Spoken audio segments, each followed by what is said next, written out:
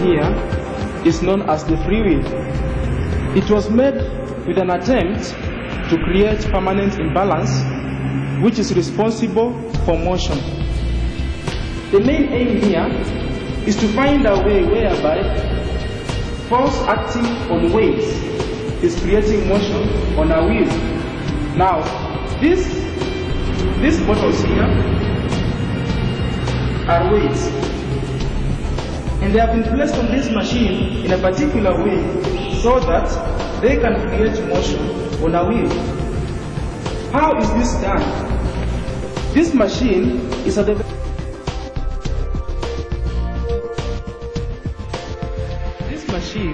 actually a development of the beam balance. It is actually a form of wheel balance that has been improved. Instead of it having only one plane, it has two planes. And these two planes are joined at 90 degrees. Let us now go to the diagram so that you can see how this machine was developed from a beam balance. In this diagram here, you see a beam balance. Now this beam balance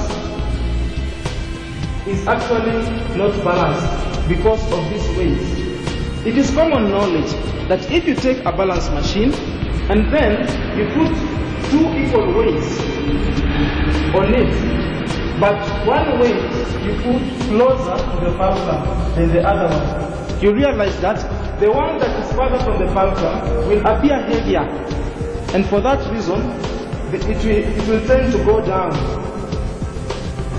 Now, if this machine is suspended in a way such that it is free to rotate in a full rotation, you realize that it will rest in this position.